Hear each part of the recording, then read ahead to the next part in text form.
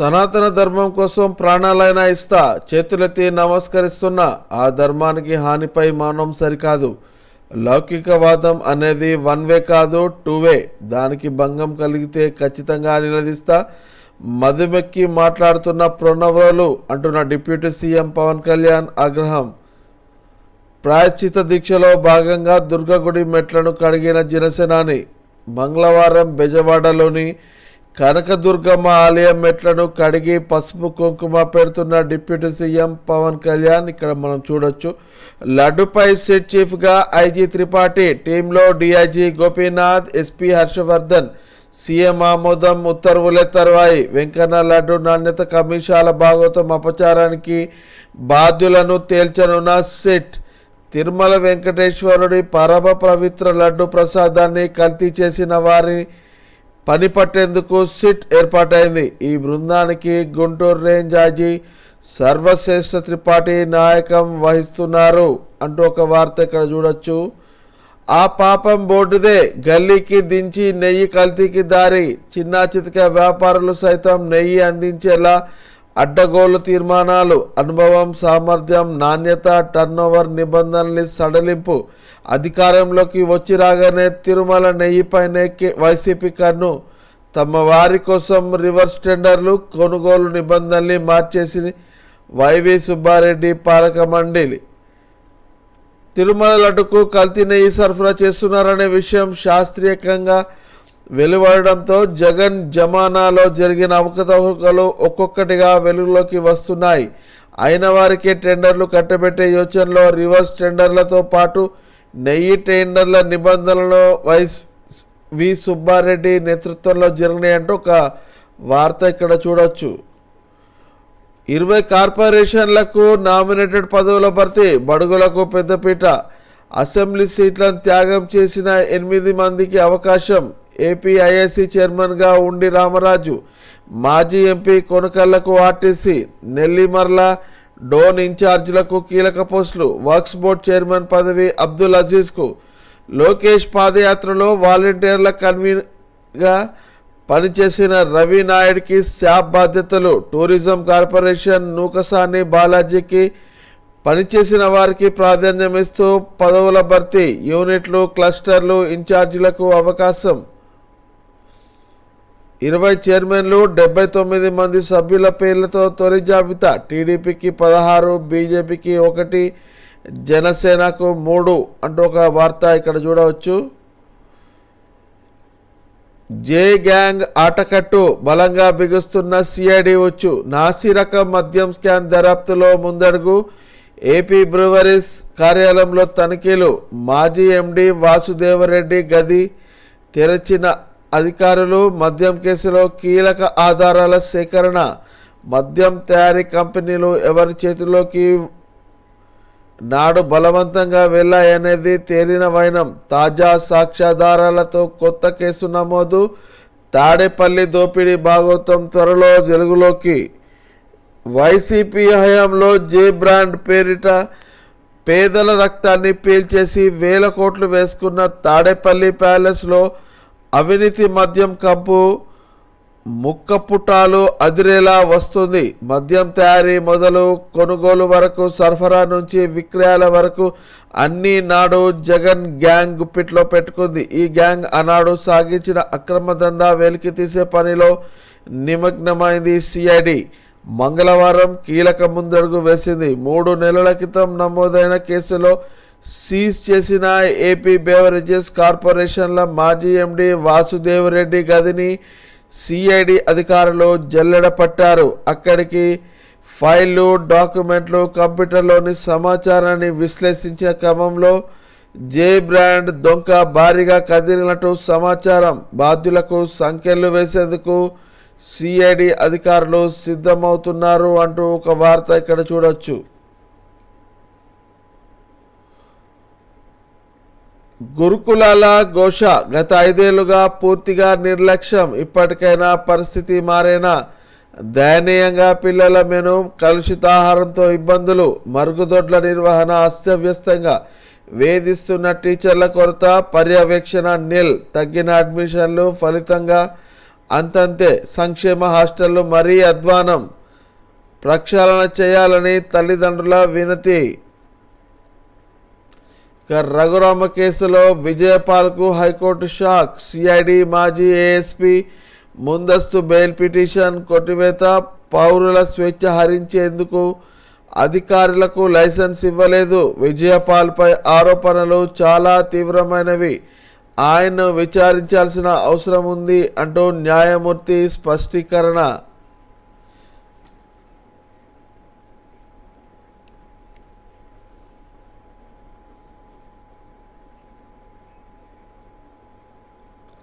కర్ణాటక సీఎంకు high court shock. MUDA స్కామ్లో Siddaramaiah prosecution సమర్థన. Governor అనుమతిని సవాల్ చేస్తూ సీఎం వేసిన పిటిషన్ కొట్టివేత. సిద్ధు రాజీనామాకు బీజేపీ డిమాండ్. నేడు కాంగ్రెస్ శాసనసభ పక్ష భేటీ. కర్ణాటక సీఎం సిద్ధరామయ్యకు హైకోర్టు షాక్ ఇచ్చింది. మైసూర్ పట్టణాభివృద్ధి సంస్థ ఇంటి స్థలాల కేటాయింపు కుంభకోణంలో సీఎంను ప్రాసిక్యూట్ చేసేందుకు గవర్నర్ అనుమతి ఇవ్వడాన్ని రాష్ట్ర ఉన్నత న్యాయస్థానం సమర్థించింది. గవర్నర్ ఇచ్చిన అనుమతిని సవాల్ చేస్తూ సిద్ధరామయ్య వేసిన పిటిషన్ను హైకోర్టు కొట్టివేసింది. సిద్ధరామయ్య భార్య పార్వతి అక్రమ మార్గంలో మూడా నుంచి 14 ఇంటి స్థలాలు పొందారని, ఆమె నుంచి మూడా సేకరించిన భూమి కంటే వీటి విలువ ఎన్నో రెట్లు అధికమని సామాజిక కార్యకర్త TJ Abraham, Pradeep Kumar, Snehamayi Krishna governor Thawar Chand గెహ్లాట్కు ఫిర్యాదు చేశారు అంటూ ఒక వార్త ఇక్కడ చూడవచ్చు.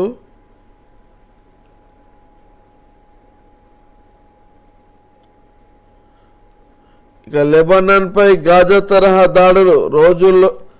2 రోజుల్లో ఇజ్రాయెల్ బాంబింగ్లో 15 మంది దాకా టాప్ కమాండర్ల మృతి. పౌరుల ఇళ్లలో క్షిపణులున్న వీడియోలను విడుదల చేసిన ఇజ్రాయెల్. లెబనాన్లో 555కు పెరిగిన మరణాలు. మా యుద్ధం హిజ్బుల్లాపైనే నెతన్యాహు.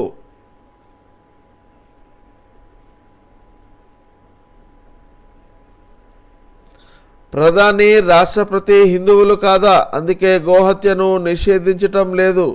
హిందువులు పవిత్రతను దెబ్బతీయడానికే తిరుపతి లడ్డు కల్తీ. అవిముక్తేశ్వరానంద స్వామి.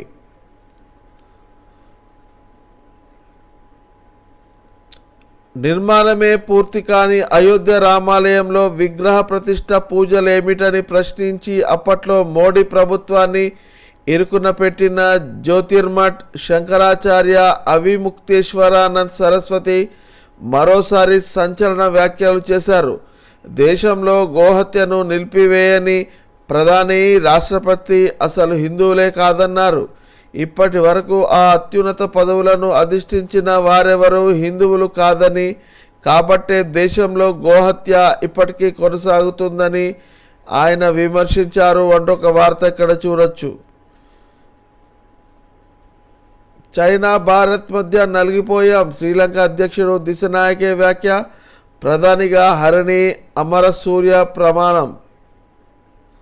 చైనా భారత్ మధ్య నలిగిపోదలుచుకోలేదని శ్రీలంక నూతన అధ్యక్షుడు అసుర కుమార దిశనాయకే అన్నారు. చైనా భారత్లో 2 శ్రీలంకను విలువైన స్నేహితులేనని, ఇరు దేశాలతోనూ సత్సంబంధాలు కొనసాగిస్తున్నామన్నారు.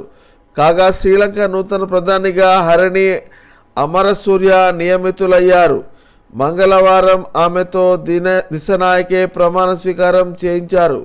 హక్కుల కార్యకర్తగా, యూనివర్సిటీ అధ్యాపకురాలిగా గుర్తింపు పొందిన హరిణి శ్రీలంక చరిత్రలో 3వ మహిళా ప్రధాని. మరో 2 ఎన్పీపీ నేతలు మంత్రులుగా నియమితులయ్యారు. మొత్తం 4తో కేబినెట్ కొలువదీరింది.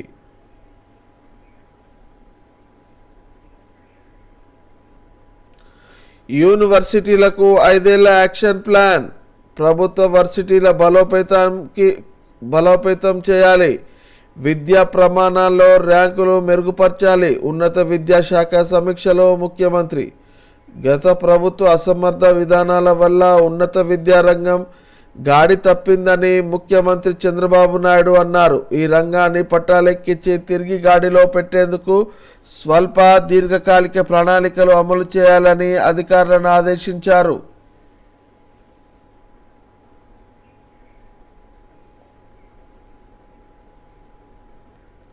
ఇక సాక్షి దినపత్రికలో చూసినట్టయితే సిట్ బాబు స్కిట్, చంద్రబాబు స్క్రిప్ట్కు అనుగుణంగా నివేదిక రెడీ, అందుకే సిట్ ఇన్ఛార్జిగా జీ హుజూర్ అనే అధికారికి బాధ్యతలు. టీడీపీ కార్యాలయంలో తయారైన నివేదికపై సంతకమే తర్వాయి. తద్వారా తిరుమల ఆలయ ప్రతిష్టపై మరో మచ్చకు కుట్ర. ఎన్నికల్లో టీడీపీ కూటమి అక్రమాలకు బహిరంగ సదరు ఐజీ వత్తాసు. నాడు పన్లాడో పచ్చమూకల అరాచానికి అండ, ఊలు రావణ కాష్టంగా మారినా స్పందించని వైనం. ఇలాంటి అధికారి నిష్పాక్షికంగా పనిచేస్తారని నీటిపై రాతలే.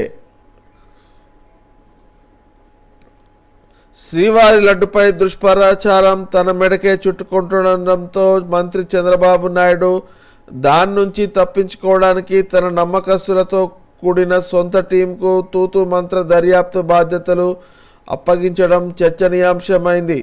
చంద్రబాబు అండ్ గ్యాంగ్ ఆరోపిస్తున్నట్లు తిరుమల లడ్డు తయారీలో నిజంగానే కల్తీ నెయ్యి వాడి ఉంటే అత్యున్నత స్థాయి దర్యాప్తు జరిపించడానికి ఎందుకు వెనుకాడుతున్నారనే ప్రశ్నలకు వారు సమాధానాలు చెప్పడం లేదు అంటూ ఒక న్యూస్ అయితే ఇక్కడ చూడవచ్చు. రామరామ రథానికి నిప్పు. అనంతపురం జిల్లా హసన్ కన్హల్లో రామమురిలో రథానికి నిప్పంటించిన దుండగులు.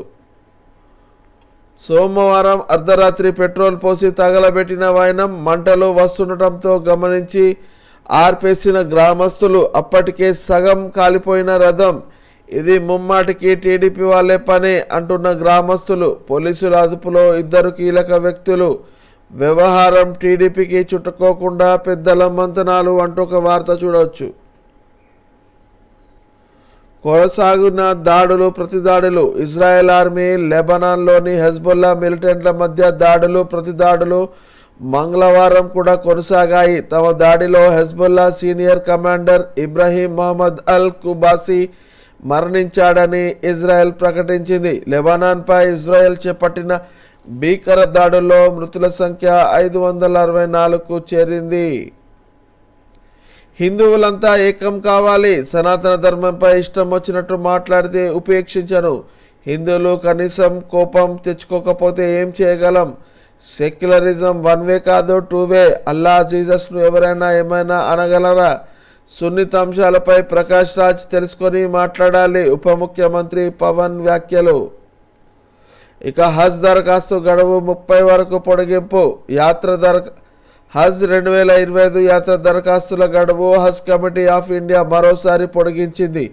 ఈ నెల 30 వరకు అవకాశం ఇచ్చిందని రాష్ట్ర మైనార్టీ శాఖ మంత్రి ఎన్ఎండి ఫారూక్ మంగళవారం తెలిపారు. హజ్ యాత్రకు వెళ్లే వారికి ₹1,00,000 ఆర్థిక సాయం అందజేయబోతున్నట్లు పేర్కొన్నారు. ₹105 కోట్లతో గుంటూరు, నంద్యాల, అనంతపురం జిల్లాలో సెంటర్ ఆఫ్ ఎక్సలెన్స్ కేంద్రాలను ఏర్పాటు చేయనున్నట్లు ఆయన తెలిపారు.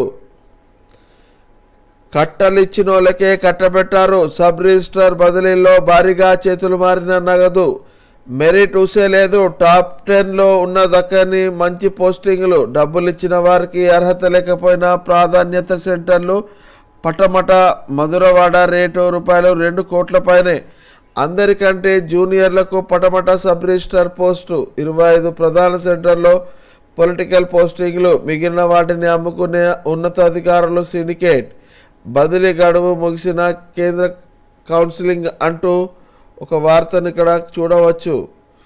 పంతం నెగ్గింది. దళిత వైద్యుడిపై దాడి కేసులో నిందితుల వైపే కూటమి సర్కార్. జనసేన ఎమ్మెల్యే పంతం నానాజీకి పెద్దల వత్తాసు. దళిత డాక్టర్పై దౌర్జన్యం చేసిన బెయిల్బుల్ కేసులే. అందులోనూ స్వల్ప శిక్షలతో మమ అనిపించారు. కాకినాడలో దళిత వైద్యుడిపై దాడి ఘటనలో కూటమి పెద్దల పంతం నెగ్గించుకున్నారు. దళిత సమాజాన్ని చిన్నబుచ్చి నోరెత్తకుండా కట్టడి చేశారు. రంగరాయ మెడికల్ కాలేజీ దళిత ప్రొఫెసర్ వివాదాన్ని కంచికి చేర్చారు అంటూ ఒక వార్త ఇక్కడ చూడవచ్చు. రాయలసీమకు తీవ్ర అన్యాయం. నిన్న కర్నూలులోని లా వర్సిటీ, నేడు కొప్పర్తిలోని ఎంఎంఏఎంఈ టెక్నాలజీ సెంటర్ అమరావతికి తరలింపు. ప్రాంతీయ సమతుల్యత కోసం కొప్పర్తిలో కేంద్రం అనుమతి. రూపాయలు 250 కోట్లతో 19.5 ఎకరాల్లో ఏర్పాటుకు చర్యలు. ఇప్పుడు కేంద్రాన్ని అమరావతికి తరలిస్తున్నట్లు పరిశ్రమల శాఖ ఉత్తర్వులు.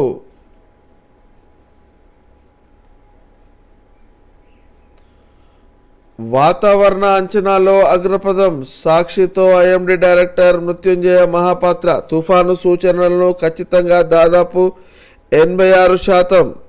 2030 నాటికి మరింత ఖచ్చితత్వంతో సమాచారం. దేశవ్యాప్తంగా 1.30 లక్షల ఆటోమేటిక్స్ వెదర్ స్టేషన్లు. మిషన్ మౌనంతో పిన్ కోడ్ ద్వారా వాతావరణ సమాచారం. ఇప్పటి వరకు 3 కోట్ల మంది రైతులకు చేరువయ్యాం. దేశవ్యాప్తంగా 50 ప్రాంతాల్లో రాడార్లు ఏర్పాటుకు ప్రణాళికలు అంటూ ఒక న్యూస్ చూడవచ్చు.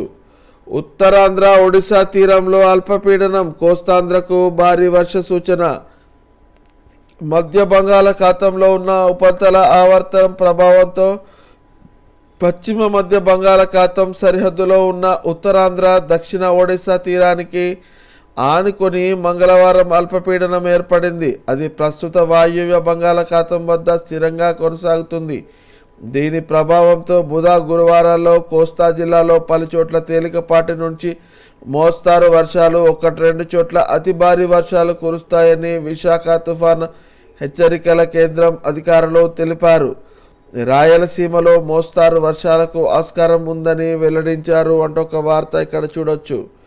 ఇదే మీ మిత్రధర్మం. నామినేటెడ్ పదవులపై బీజేపీ జనసేన నేతల కినుకు. చంద్రబాబు మిత్రపక్షాలకు ద్రోహం చేశారని మండిపాటు. 20 కార్పొరేషన్ నామినేటెడ్ పదవులు భర్తీ చేసిన చంద్రబాబు వాటిలో 16 టీడీపీకే కీలక పదవులు. ఆ పార్టీకే. జనసేనకు 3 అప్రాధాన్య పోస్టులు, బీజేపీకి 1. అది పాత టీడీపీ నేతకే. ఒరిజినల్ బీజేపీ నేతలెవరికి దక్కని అవకాశం. టీడీపీలోని పలువురు సీనియర్లకు నిరాశ. ఓబీసీలకే పెద్దపీట, బీసీ ఎస్సీలకు తూతూ మంత్రం అంటూ ఒక వార్త ఇక్కడ చూడొచ్చు.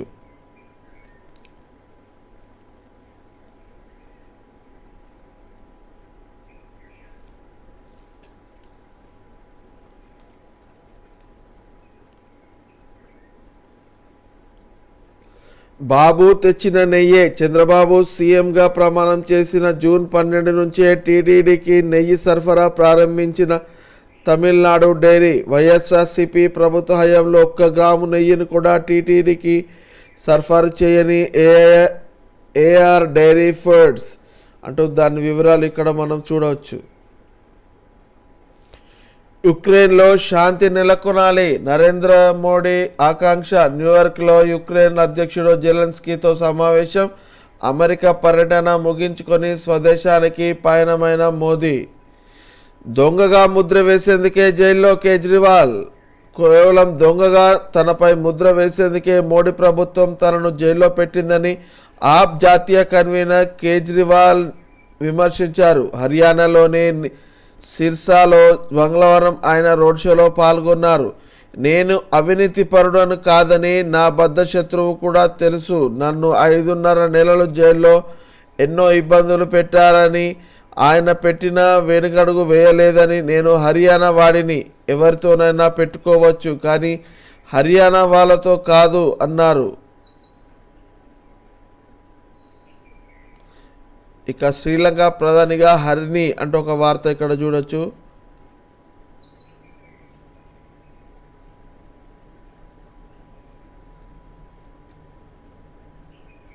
ఇక నేడే జమ్మూ కాశ్మీర్లో 2వ విడత పోలింగ్. జమ్మూ కాశ్మీర్ శాసనసభ ఎన్నికల్లో భాగంగా 2వ విడత పోలింగ్ బుధవారం 26 నియోజకవర్గాల్లో జరగనుంది అంటూ ఇక్కడ వార్త చూడొచ్చు.